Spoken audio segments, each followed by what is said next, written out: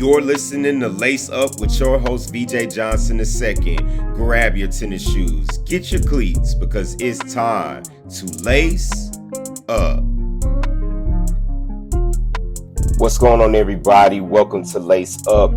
I'm your host, VJ Johnson II, ready to give you the latest, hottest news and updates in the world of sports. I appreciate everybody jumping in and joining the podcast and giving me a little bit of your time to talk some good, healthy sports talk as always.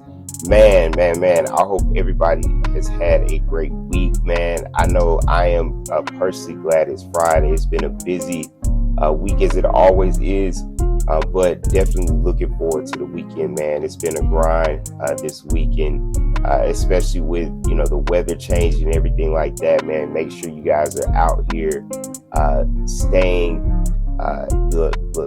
up to date with what the forecast is saying, man. Make sure you guys get you some medicine. Make sure you have that ready to go. I actually went to Walgreens earlier yesterday morning just to get some, Mucinex, cough drops, like lozenges, like all of that stuff, just because I know how it is for me during this time of the year, and when it starts to get cold and hot and cold again, like that don't sit right with me. So my body doesn't respond well to that. So I make sure, this time around, I'm like, look, let me be proactive.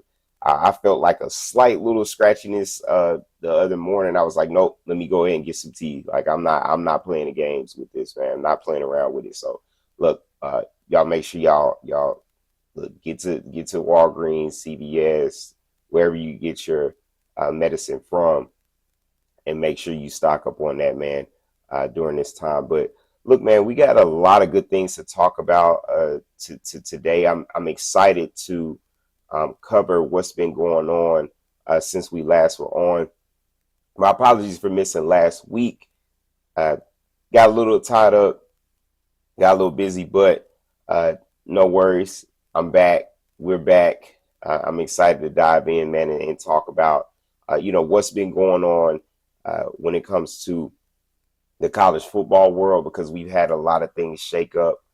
We've had a lot of crazy games this year, but we are late in November, and this is shaping up to be a big playoff push for a lot of teams, and some teams that are in contention on the outside looking in. So excited to really dive into some big games that we have coming up tomorrow that have big playoff implications, and then we'll take a look at what's been going on the NFL side and wrap things up with some predictions on my end for what I feel like is going to happen tomorrow in college football. So with that being said, man, let's take a look at these matchups that I wanted to discuss with you guys that are happening tomorrow.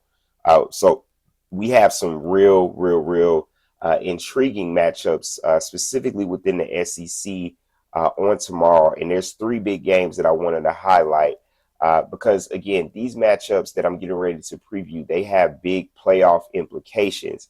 So there are teams that are sitting right there on the cusp of clinching a playoff a spot in the college football playoff, and then there's other teams that are right there and still fighting to make sure that they have a spot when it comes to selection Sunday for the college football playoff. So let's take a look at these matchups. I want to kind of preview them ahead of time and what's to come. And then later on at the end of the show, I'll give you my predictions for each one of these games. So first and foremost, man, let's start off with number 11, Oklahoma, traveling to Tuscaloosa to take on my Alabama Crimson Tide. Look, y'all see I'm rocking the hoodie today, as always, man. But again, Oklahoma, they're coming on the road to face Alabama. Looking at this matchup, Alabama's actually favored by 5.5 in this one, and the over-under is 45.5. So just taking a look at Oklahoma, right, and what this team has done. So they're actually coming off of a bye week in where they had a week to prepare, rest up for Alabama. They did have a huge road win against Tennessee just a couple of weeks ago, where they were really able to get after Aguilar and force some turnovers, and they were able to run away with that game and get a big win. Now, this is a must-win game for Oklahoma. Reason being, they are currently sitting at 7-2 overall. They are 2-2 over their last 4 games. So, this game right here specifically is critical for them to be able to keep their playoff hopes alive. Now, if we rewind back last year, this time of year, Alabama was going on the road. They had everything, pretty much in front of them. They controlled their own destiny, um, heading into that later half of the year, and they went on the road to Oklahoma and were blown out and lost that game 24-3. So that game actually ruined Alabama's playoff hopes. And even thinking about it and talking about it now, man, it still gets me pissed off. But no, it's old news. It happened. But just remembering that game where Oklahoma was able to force some big turnovers. They had a pick six. There was a couple of interceptions they had. One of those being, I believe there were 2 pick sixes in that game, if I'm not mistaken. Now, last year was last year, this year is this year, but Oklahoma's defense is still solid, right? So looking at their defense right now, they're actually leading the SEC in yards and points allowed, right? So yards allowed per game and points allowed per game. They're number one in the SEC in that, right? So and they're also third in sacks, right? So they're going to look to have a repeat performance to continue to build off of the success that they've had defensively. And that defense is led by Brent Venables. We all know him. He came over from Clemson to be the head coach over at Oklahoma. And while he was at Clemson, his defenses were very, very solid, very physical, and were able to have some success. So he brought that over to Oklahoma, and they're looking to have a big performance on the road in Tuscaloosa. And so looking at Alabama, they're coming off of a big home SEC win against LSU. They didn't look as clean offensively, but they did hit some pretty nice splash plays. But they did shine defensively. So defensively, they did their thing. That defense is continuing to get better and better. And I do think that the offense, you're going to have games like that, right? But the great part about having a team is just having the defense, special teams being able to step up when the offense may not be playing on their A game or playing their best. And that was one of the situations that we had on last week. It was just and at the same time, LSU was a desperate team playing with nothing to lose. They obviously, Brian Kelly was fired. And so they're coming into this game with, new coach. You don't really know what to expect. And they brought the energy, right? So you expect those games in the SEC. Now, Bama, they have won 8 in a row, right? So just looking at what they've done as a home win streak, they actually currently have the longest active home win streak in the FBS at 17 home wins in a row. And shout out to Kalen DeBoer in the black hoodie. If you don't know what I'm referencing, the reason why I say the black hoodie is because every time head coach Kalen DeBoer wears that black hoodie, Bama wins. So it's like he is trapped into never taking that black hoodie off for any football game going forward, right? So that's just how we are at Alabama. We take things very seriously. Look, if you're wearing this and we're winning and things are going well, look, keep the black hoodie on, and he's bought into that, and it's really been great to see. Now, let's take a little bit deeper look into this. So the Tide's average margin of victory during their home streak is 40-11. Okay, so Bama's defense is third in yards allowed. Remember, I mentioned Oklahoma is first in both of these categories, but Bama's defense is third in yards allowed and points allowed in the SEC. So they've really stepped up. I think that they've made some big plays. They've created turnovers in some big critical moments. You go back to on the road at South Carolina when Deontay Lawson was able to force a fumble, get the ball back and be able to score to take the lead and win that game. But they've stepped up, man, and they're going to look to build off of that, and continue to create pressure, be uh, you know dominant and confuse the opposing quarterback. So and looking further into this, Bama is 8-1 right now overall, and 6-0 in the SEC. So they're right on the doorstep of clinching a playoff spot and a spot in the SEC championship game. So I think with the win in this game, then Alabama could pretty much punch their ticket to the SEC championship game.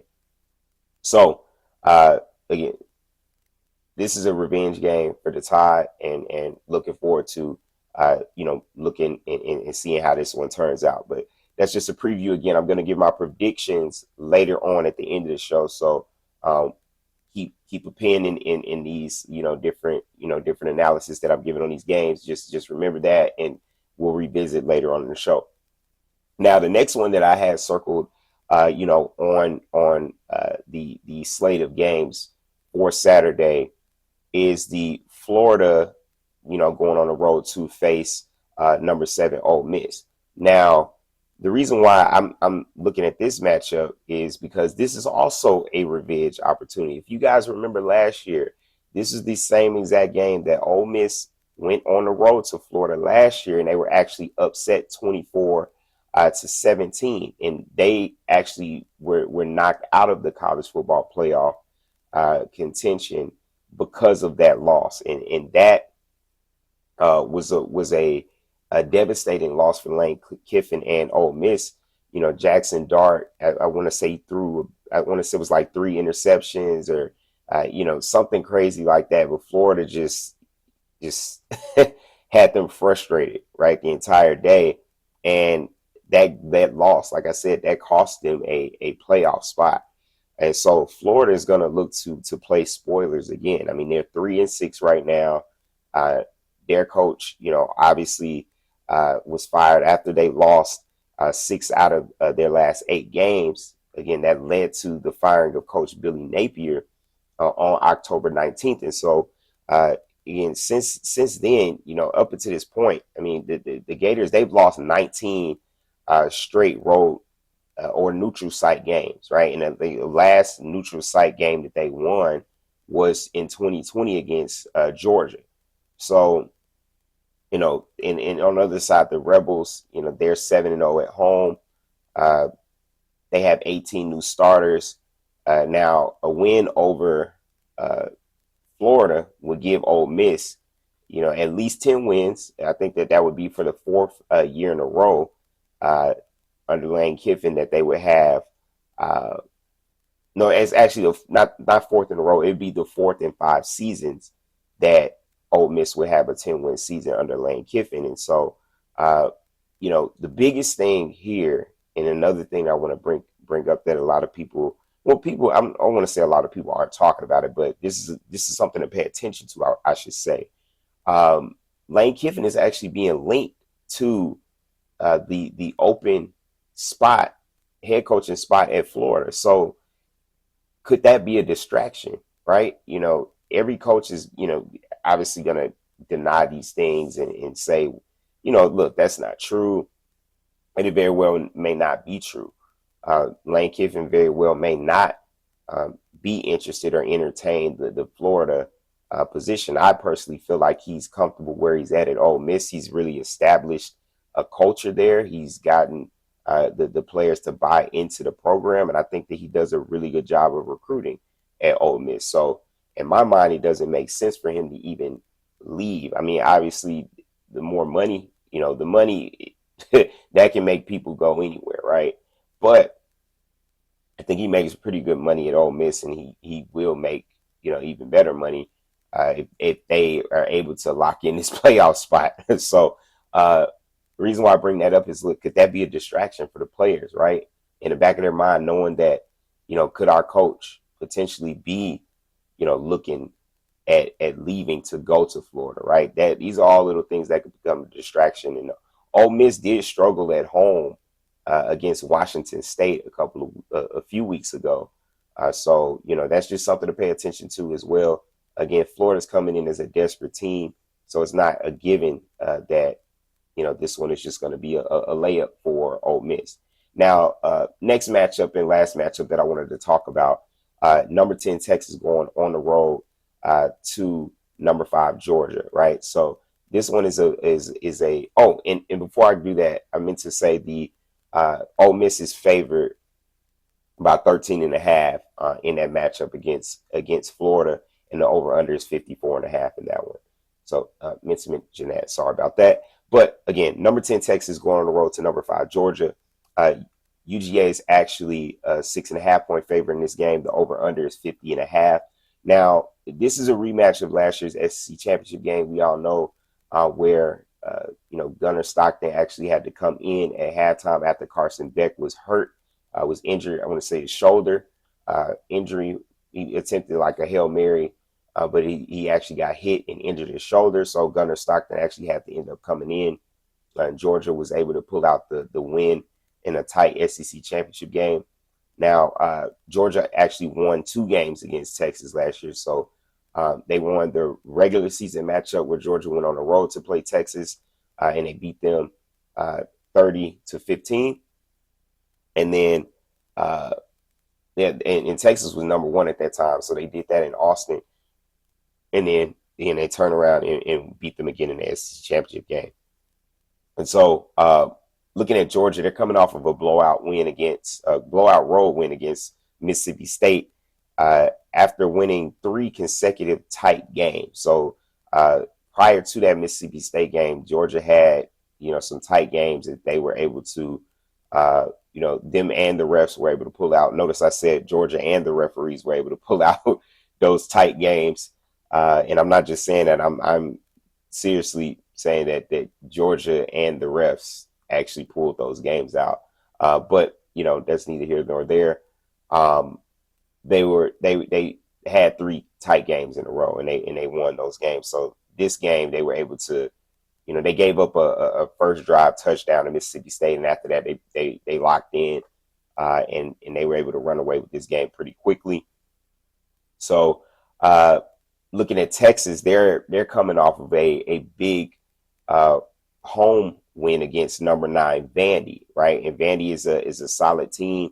At that time, I mean, not at that time, but even right now, people look at Vandy, this year, even last year, look, they're for real, right? They're serious, contenders, and so that's a solid win. That game actually came down, a little bit down to the wire. And Vandy, had an opportunity to get an onside kick, but they missed it. But, Texas was able to hold on and avoid, the collapse and allowing Vandy to come back. Now, Texas did start off 3-2 in the beginning of those first 5 weeks in the season. They started off 3-2, but, they really were able to find their stride. They're on a 4-game win streak right now. Now, both Texas and Georgia, they don't control their own destiny when it comes to the SEC championship game. So they need some things to happen, right? With Texas A&M and Alabama sitting at the 1 and 2 spots in the SEC with no SEC conference losses. Texas and Georgia don't control their own destiny. So the Bulldogs and Longhorns, they're also playing to remain in position to win a possible tiebreaker scenario, if Alabama or Texas A&M were to lose. Now, Georgia and Texas, they're also playing to protect their playoff hopes. So a lot is on the line in this game as well. So, again, those 3 matchups, pivotal matchups tomorrow. I'm excited to lock in and watch all 3. Specifically, the first with Oklahoma and my Alabama Crimson Tide, and that Texas and Georgia game. I'm excited about those 2 games. So definitely looking forward to that. And again, the top 4 teams in the SEC standings right now are Texas A&M is 1, Alabama's 2, Georgia's 3, Ole Miss is 4, and then you got Texas sitting right there at 5. So a lot can happen between now and then. So we'll see. Definitely we'll see. Now let's move on, and I want to talk about what's been going on in the NFL, specifically with the Philadelphia Eagles. Shout out to the Eagles first and foremost for getting that uh, W over the Green Bay Packers. Man, look, if y'all haven't seen this, man, the Bears and uh, Bears fans and Eagles fans have formed an alliance on social media, man. And the reason why they have formed an alliance is because the Bears and Eagles are beating each other's rivals for each other. The Bears have wins over the Cowboys, the Commanders, and the Giants. The Eagles have wins over the Vikings, the Packers, and they have the Lions coming up on Sunday. So look, Eagles, we need y'all again, man. Shout out, look, and the Packers fans are pissed off at it. I love to see it. They're mad that Eagles and Bears fans get along, and I know we play each other on Black Friday and in a couple of weeks, but until then, man, look, and it's still all love, even when we play on Black Friday. Regardless, man, the Eagles have always been a team that I've always cheered and rooted for, and respected, and I had a Donovan McNabb jersey when I was a kid, in addition to all my other all my Bear stuff. So, but again, man, shout out to the Bears and Eagles alliance. Now, want to talk about AJ Brown. And I know, I don't want to spend a whole lot of time on this, but I just want to kind of give my thoughts on some things that he said, after the game, and specifically saying that, he didn't, he doesn't care if he's misunderstood. So, and this is when he was talking about his frustrations after the 10-7 win, his frustrations with the offense, right? So, let's take a look at what that conversation was in the locker room afterwards. And I'm not going to read every single thing, but I just want to kind of give you guys bits and pieces of what happened and kind of get you up to speed on what was going on. So on Tuesday night, he was actually on a Twitch stream, right? And so he actually said that, hey, if you have me on your fantasy team right now, get rid of me. So on Wednesday, he actually declined to apologize for that, saying that, pretty much to summarize what he was saying is, he's trying to laugh through his frustrations, right? Things have been ugly for the offense, and he's trying to laugh through it, right? And so he was making a joke to try to make light of the situation, but of course, there are two meanings. I do think that there's an underlying meaning to that as well. Obviously, he's been, frustrated with the lack of targets, and rightfully so, right? And we'll take a look at the last, few games to just look at what the targets look like. But he says he's not apologizing for that, right? He says he's not throwing anybody under the bus, and he's trying to laugh through the things. Now, it's kind of hard to say. It's kind of hard to believe you're not throwing anybody under the bus. I will say that. Just saying that is, if you're telling people to take you off their fantasy team, that's implying that you're not getting the ball thrown to you, and your quarterback is Jalen Hurts. So it's like there obviously is some tension there, right? So we can't deny that. Now, he also went on to say, last year was what it was. He said, thank you for the Super Bowl ring. That's cool and all, but this is a new year, and it's a new season, and other teams have adapted, so we have to also adapt to that as well. And so, they have to find better ways to become more effective to move the ball down the field. We did see, like, in Green Bay, it was a pretty defensive game, and I think that the Eagles did have opportunities. They just stalled out. Jalen, was unable to find, some open receivers at time, and the run game, wasn't there as they would like it to be. So that just kind of, had things going downhill. But they were able to get a big touchdown. Shout out to Smitty for getting a touchdown in a clutch moment. But AJ just wants. Well, he's saying that he wants them to come up with better ways to utilize him. right? And also just being more effective offensively now. Uh, they do need to do a better job of getting more creative. Nick Sirianni to get AJ Brown the ball. Now, the one thing that I did want to say, obviously he said I see the offense struggling. I want to help contribute, and I didn't get those opportunities. So he said I'm going to have a problem with that, especially with the player that I am, and especially with the player like you want me to be. And here's the last thing that I'm going to read, and I'm going to give my thoughts. So um, AJ says, look, we can't just keep slapping a Band-Aid over the defense, doing their job and getting us out of trouble. At what point are we going to pick up our slack as an offense that we say we're so great? And that's what I'm getting at. It's not about I don't care about winning. All I care about is stats. No, it's been week after week. Sometimes we're not contributing. We're not doing our job on offense. You can't keep slapping a Band-Aid over that and expect to win late in the year and think you're going to go to that at the end of the year. It's not going to happen. So I don't disagree with what AJ Brown is saying, right? I know AJ Brown he's a diva wide receiver.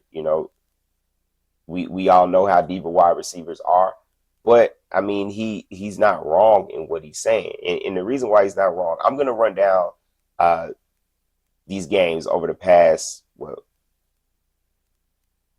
8 weeks, right? So I'm gonna look at these games.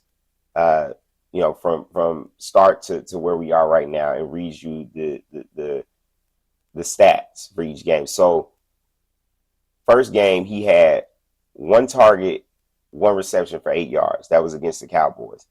Second game, he had 8 targets for 5 receptions and 27 yards against the Chiefs. The third game against the Rams, 10 targets, 6 receptions, 109 yards. So that was his most his second most productive game. Fourth game against Tampa Bay, 9 targets, 2 receptions, 7 yards. Denver, 8 targets, 5 receptions, 43 yards. Against the Giants, 9 targets, 6 receptions, 80 yards. Against Minnesota, 6 targets, 4 receptions, 121 yards. And then against Green Bay, 3 targets, 2 receptions, 13 yards. So you can see there's an issue there, right? He's only had 2 games where he's had over 100 yards receiving, right? And it's barely over 100 yards receiving. And he only has 408 yards of receiving yards up until this point in the season, and that's you could definitely understand and see why that's frustrating, especially looking at the game. There were a lot of times where AJ Brown was open and he was running or at the top of his route and getting ready to be open, and Jalen kind of just fleed the pocket, didn't really keep his eyes up the field and find him. And so you see things like that, and there's other times where he looked right at him and didn't throw the ball. So you look at things like that and you're like, can we really be mad at AJ Brown what he's saying after those situations? And not to say that the team there needs to be some divisiveness between the teams, but there definitely has to be more consistency on offense and getting them the ball. I think it's no excuse for AJ and Jalen not to be on the same page. So they just got to figure that out. They really need to really figure it out, because this is crunch time, in this part of the year. So you need to have everybody on the same page and definitely figure it out, because you don't want AJ Brown chasing Jalen Hurts up and down the sidelines like T.O. was doing Donovan McNabb. If you don't know what I'm talking about, you can go on YouTube or Google T.O. Following Donovan McNabb up the sidelines, and he's literally walking right behind or to the side of him, literally like yelling at him about getting him the ball. So we don't want that situation to happen, and I don't want to see this thing fall apart. It just looks like it could be heading in that direction. So just want to, again, get on the same page, guys, and really be more consistent, right? Because you're going to need that. Again, he does have a point. You're not going to be able to win this point or late in the year if you're not being effective in the ways that you need to be effective. So with that, before we go to the next topic, I would say you're listening to the Lace Up Sports Talk Show right here on Apple Podcasts, Spotify, iHeartRadio, and YouTube. So you see that subscribe button below on YouTube. Make sure you hit that button below, subscribe to the YouTube channel. Make sure you actually follow the podcast on Apple Podcasts, Spotify, and iHeartRadio, and subscribe as well so that you guys can get updates and alerts on whenever new episodes are posted, whenever I go live. And in addition to that, make sure you leave your comments in the comment section, man. Again, I say this every week, but I welcome all comments, all feedback. Let me know what's on your mind. Let me know if there's something that you want me to talk about and implement in the show in the upcoming weeks or even next week. As soon as next week, I'm all for that. Make sure you comment. Make sure you subscribe. Look, tell a friend to tell a friend. Again, I appreciate all the love. I appreciate all the support. And make sure y'all share and tell people to tune in, man, because we're doing big things. Look, jumping back into things. Let's talk about my Chicago Bears, man. My quarterback, Caleb Williams, led his fourth quarter comeback in a 24-20 win over the Giants on last Sunday, man. And so the question here is, look, are the Bears series playoff contenders? And look, I'm not wasting any time with that. I'm saying yes. I mean, the Bears, we're 6-3 right now. I don't care what you say. You got people out here, saying, oh, they beat bad teams. You hear, I heard Cam Newton say, shout out to Cam Newton, Westlake alum. But, I heard Cam out there trying to take shots at Caleb saying, look, they we beat bad teams and this, that, and the third. But I'm not really trying to hear that, because the teams that we beat, the Cowboys, the Packers tied with the Cowboys.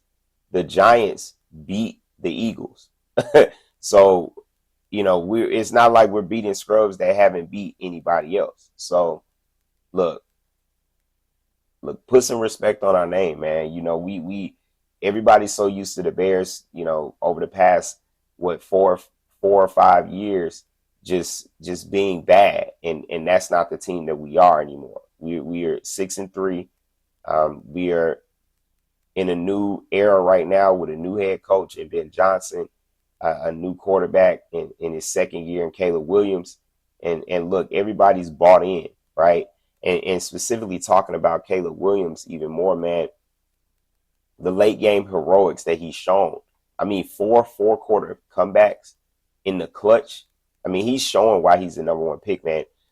I can't tell you all how excited I am about, his future and just really the rest of the season and his future in Chicago. Just seeing what he's being able to do in the clutch and just not even wavering, right? Not even, I mean, we saw him in the Bengals game after they had just stormed back and took the lead. He's over on the sideline smiling right before they go out there to take that final drive and before he hit Colston Loveland for that big touchdown. Like, God, he doesn't flinch. I mean, he just doesn't flinch. And so with that comeback win in the fourth quarter against the Giants, Caleb is now tied with Bo Nix and Baker Mayfield for the most game-winning drives in the fourth quarter or overtime this season, after leading only one during his rookie campaign, which was Week 18 at Green Bay, one of my favorite games that I watched, really my favorite game last year for my Bears, I would say. So, this is just something that's becoming more routine for the Bears now. Do I Do I want that continue to happen? No, I would prefer not to stress on Sundays, Bears. So if you can, if y'all can find it in your heart, please don't let me and the rest of the fan base continue to lose our minds all the way up to the final seconds. Uh, give us one of those like, Dallas Cowboy games where we win comfortably, right? So it's just it has been stressful and nerve wracking, but also exciting at the same time if you're a Bears fan, right? Because again, these are games that we don't normally win. We have not won those games over the past 5 years. That's not these close, tight games are games that we have not won. So just being able to see the guys rally together and pull out these victories is just great. And so the biggest thing I wanted to say, again, uh, they're bought in to Ben Johnson's system. Caleb Williams even earned himself a new nickname. They say he has ice in his veins, and now his new nickname is Iceman. Shout out to Drake, because look, Drake has an album coming out called Iceman, so that's actually pretty funny that they nicknamed him Iceman. But I got to give Drake a shout out, man. But again, like I say, he's continuing to prove why he's the number one pick. He has a clutch gene. Ice in his veins. I think that obviously he's acknowledged that the offense needs to play better. They want to get off to faster starts, be more consistent, and they're continuing to work to replicate the performance that they've had in the final 2 minutes of these fourth quarter comebacks to have that type of performance throughout the course of the game, right? So when the defense gets a stop, go down there and score, right? And not just score, but get touchdowns, right? They haven't had a problem moving the ball and getting in the red zone. But when you get down there, converting those into touchdowns, right? That's going to be very important. Now when you get into, late in the season, look, points are points, but you want to make sure those points are touchdowns. So definitely got to get, continue to improve and get better. But right now, as it stands, man, they're sitting at the top of the NFC North, tied for first. Well, they're sitting at second, but they're tied for first with the Detroit Lions. Obviously, they have the tiebreaker over the Bears because of the win that they had in week 2. But both are 6-3. They're tied for that first spot in the NFC North. They travel on the road on Sunday to face the 4-5 Vikings. Again, this is a team they lost to week 1 in a game that they should have actually won. But they get another crack at it in Minnesota, man. So excited about that and looking forward to seeing what my Bears do, man. So got to go out there and pull out that victory. Now, again, here comes the time where it's time to make some predictions, man. It's time to make some predictions. Again, ran down 3 big games for tomorrow. Want to unpack them just a tad bit more, give you guys my predictions, and look, we'll see how well I do with these predictions, because some of my other predictions I wouldn't right, but let's look at these matchups in a little bit more detail, and I'll give you my predictions. So, number 11 Oklahoma traveling to face number 4 Alabama. Again, Alabama's 5.5 favorite. The over under is 45.5. This one is kicking off at 3:30 tomorrow, 2:30 Central. So Oklahoma's defense, again, they're leading the SEC in yards and points allowed, and they're third in sacks. Bama, they actually rank 4th nationally at a +10 turnover margin, and they only have 6 turnovers in 9 games. Now, Oklahoma ranks 110th nationally at a -5 turnover margin. And so the Sooners, they have 7 takeaways and 12 turnovers. So Oklahoma, a little bit more in depth, Oklahoma is number 1 in the red zone, number 1 in red zone offense in the country. So they're scoring on all 28 trips inside the 20-yard line this year, which is that's an outstanding stat. Now Alabama, They rank 16th in that category. Now, where the teams do differ is that uh, defensively, where Alabama ranks eighth in the red zone defense. Oklahoma ranks 66th in red zone defense. So Alabama's a little bit more stout. Not a little bit, but they are way more stout defensively in the red zone. So you got the number one red zone offense against a top 10 red zone defense. So Bama, they'll bend sometimes, but they won't break. So that's going to be intriguing to watch. And so, and then on Alabama side, Oklahoma's side defensively, if Alabama gets in the red zone, uh, you know, are they going to be able to take advantage of the fact that Oklahoma ranks, so low in red zone defense to be able to, punch it in the end zone. Bama, I think look, Alabama's on a hot streak at home. Ty Simpson's been playing, out of his mind. He's been making, you know, all the great throws. I mean, has he had, did he have his best game last game? No. He'll tell you that some of the games that he leaves some stuff out on the table, yes. But overall, I mean, he stamped himself as a true Heisman contender. I think he's been playing amazing, and he's really stepped up and taken ownership of this team in that locker room. And I think Alabama's offense, they're going to hit on some pretty nice big splash plays, uh, big splash plays. Had a tongue twister there. I think they're going to hit on those big plays throughout the game. I think they're finally, I'm going to say it, I think they're finally going to get the run game going. It's been inconsistent. We know that. But this is an opportunity for them to get the run game going.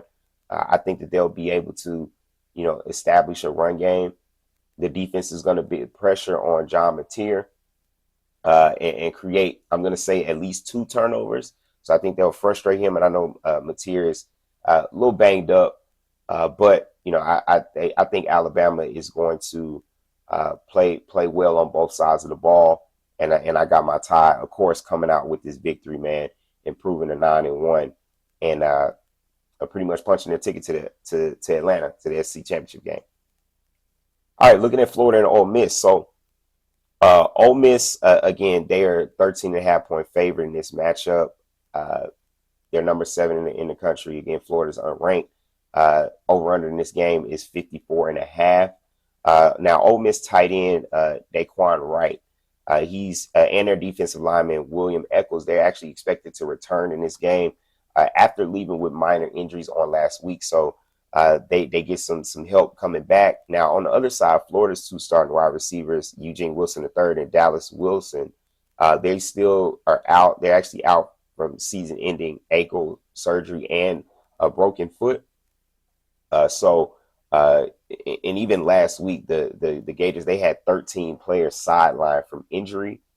So that's huge. That's huge to have so many injuries and have your team so banged up like that. Now, Ole Miss quarterback Trinidad Chambliss, man, he's passed and he's playing out of his mind right now, right? He's passed for over 2,300 yards, rushed for 434 yards, and he's accounted for 19 touchdowns and only 3 turnovers. So he's young, but he's playing lights out right now. I got Ole Miss cruising in this one and winning it with ease.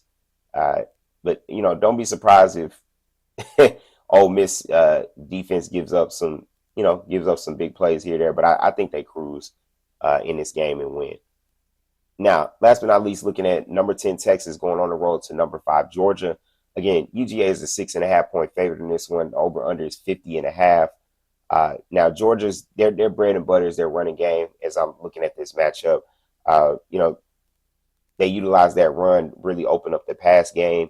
For Gunnar Stockton. I think that obviously looking at Georgia, they've had some slow starts throughout this year. So they, obviously they look to start off faster. They want to fix that, become more effective early on in the game, and not have to claw and fight back. Now on the other side, the interesting thing about this is the Longhorns. They actually uh, they've been on a tear getting to the quarterback, right? So Texas actually ranks number one nationally in sacks per game. So they're actually averaging about 3 sacks, just under 4 sacks a game, and they have 34 sacks overall. So that's something that's big. And you know the edge rushers, Colin Simmons and Burke, though they're a big part of that, right? Simmons actually has 8 sacks alone.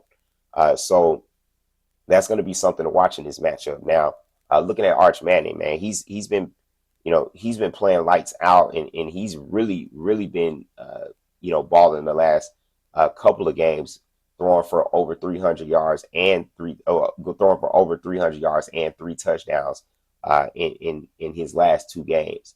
So, I think Texas, they're going to come in and take advantage of Georgia's secondary. I do think they're still vulnerable. I think there's some holes there in that secondary. They've given up a lot of big plays, and Steve Sarkisian is the mastermind behind calling and dialing up some plays that can really gas your defense and take, really go over the top of your defense, right? And so I do think that Texas has an advantage there. I think Georgia's going to try to lean on the run game and control the clock in this one, and again allow that to open up the pass. But here's the thing.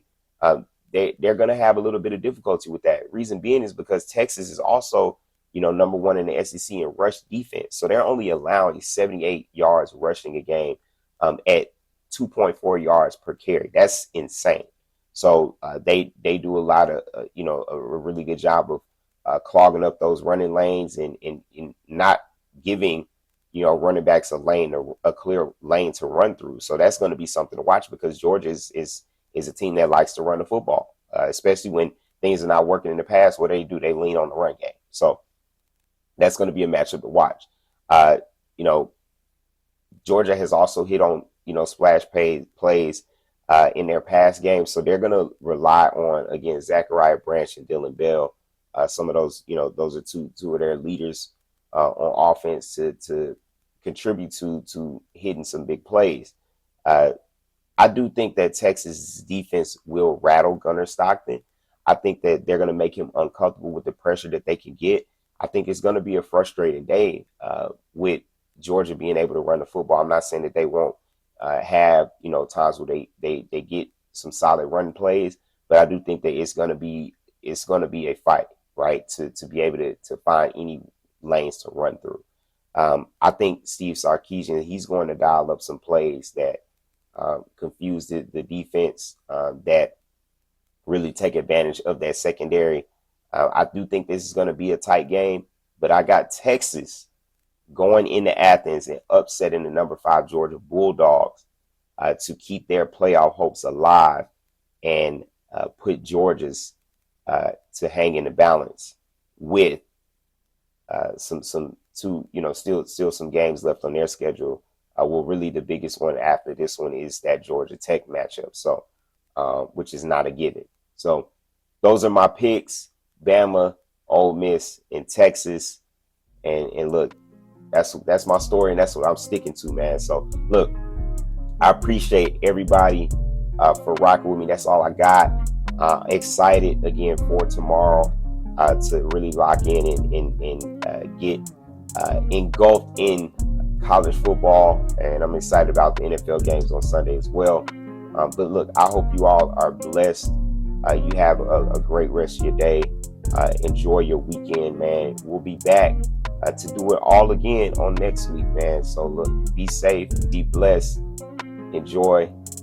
As always, I'm out. Roll Tide. Peace.